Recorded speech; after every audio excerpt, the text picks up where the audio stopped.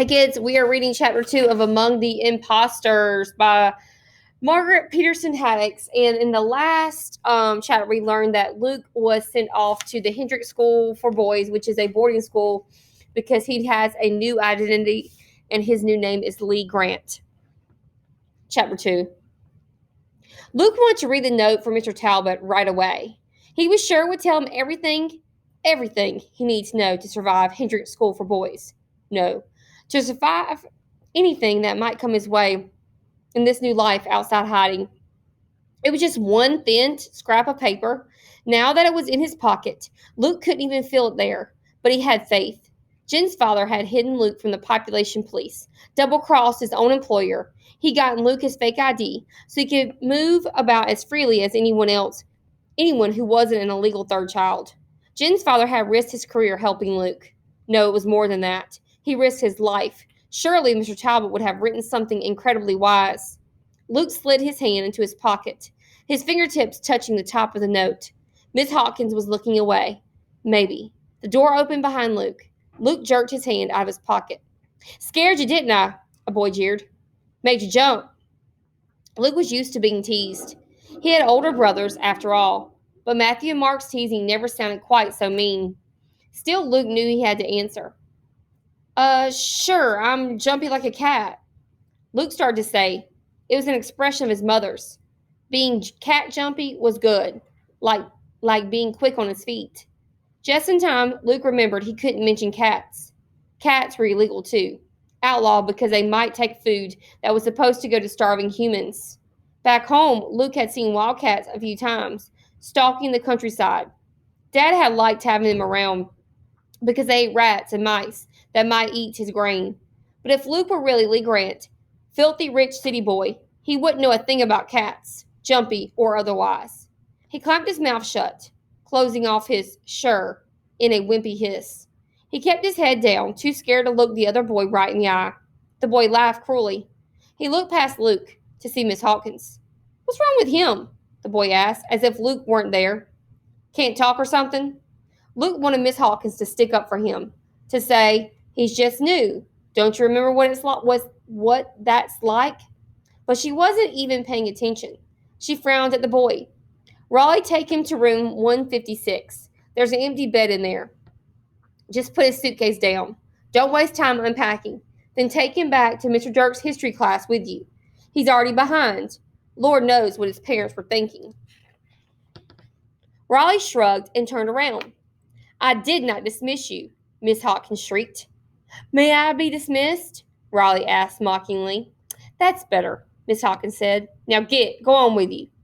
Luke picked up his suitcase and followed, hoping Raleigh's request for dismissal would work for both of them. Either it did, or Miss Hawkins didn't care. In the hallway, Raleigh took big steps. He was a good head taller than Luke and had longer legs. It was all Luke could do to keep up. With the suitcase banging against his ankles. Raleigh looked back over his shoulder and started walking faster. He raced up a long stairway. By the time Luke reached the top, Raleigh was nowhere in sight. Boo! Raleigh leaped out from behind the New World post. Luke jumped so high, he lost his balance and teetered on the edge of the stairs. Raleigh reached out, and Luke thought, "See, he's not so bad. He's going to catch me." But Raleigh pushed instead. Luke fell backwards. He might have tumbled down all the stairs, except that Raleigh's push was crooked, and Luke landed on the railing. Pain shot through his back. Raleigh laughed. "Got you good, didn't I?" he said. Then strangely, he grabbed Luke's bag and took off down the hall. Luke was afraid he was stealing it. He galloped after Raleigh. Raleigh screamed with laughter. This was not what Luke had expected. Raleigh dodged around a corner, and Luke followed him. Raleigh discovered a secret about Luke's bag that Luke had missed. It was on wheels, so Raleigh could run at full speed with the bag rolling behind him. He careened this way and that, the bag zigzagging from side to side. Luke got close enough to tackle it if he wanted, but he hesitated. If the bag had been full of his own clothes, all the hand-me-down jeans and flannel shirts he'd gotten after Matthew and Mark outgrew them, he would have leaped. But the bag held barren clothes, stiff shirts, and shiny pants that were supposed to make him look like Lee Grant instead of Luke Gardner. He couldn't risk ruining them. He focused on Raleigh instead. Instinctively, Luke dove over the bag to catch Raleigh's legs. It was like playing football. Raleigh fell to the ground with a crash. Just what is the meaning of this? A man's voice boomed up above them. Raleigh was instantly on his feet. He attacked me, sir, Raleigh said. I was showing the new boy his room, and he attacked me. Luke opened his mouth to protest, but nothing came out. He learned that from Matthew and Mark, don't tattle. The man looked dismissively from Raleigh to Luke. What is your name, young man? Luke froze. He had to stop himself from saying his real name automatically. Then he had a split second of fearing he wouldn't be able to remember the name he was supposed to use. Was he taking too long? The man's glare intensified. Lee Grant. Luke finally stammered. Well, Mr. Grant, the man snapped, this is a fine way to begin your academic career at Hendrix. You and Mr. Sturgeon each have 2 demerits for this disgraceful display. You may report to my room after the final bell to do your time. But, sir, I told you, Raleigh protested. He attacked me. Very well, Mr. Sturgeon. Make that 3 demerits for each of you. But, Raleigh was undeterred. 4. Raleigh was going to complain again.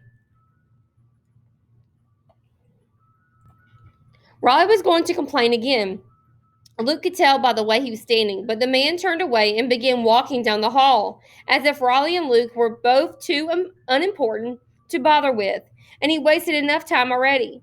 Luke's head swam with questions. What were demerits? When was the final bell? Where was this man's room? Who was he anyway? Luke tried to muster up the nerve to call after the man, or to ask Raleigh, which seemed even more dangerous. But then he was blindsided with a shove that sent him crashing into the wall. Fine roll! Raleigh exploded. Luke slumped against the wall. His shoulder throbbed. Why did Raleigh seem to hate him so much?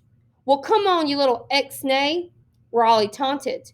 Want to get demerits from Mr. Dirk, too? He stepped backwards, tugging on Luke's suitcase. Then he shoved it through a nearby doorway. Luke looked up and saw 156 etched on a copper plaque on the door. Relief overwhelmed him. Finally, something made sense. This was his room.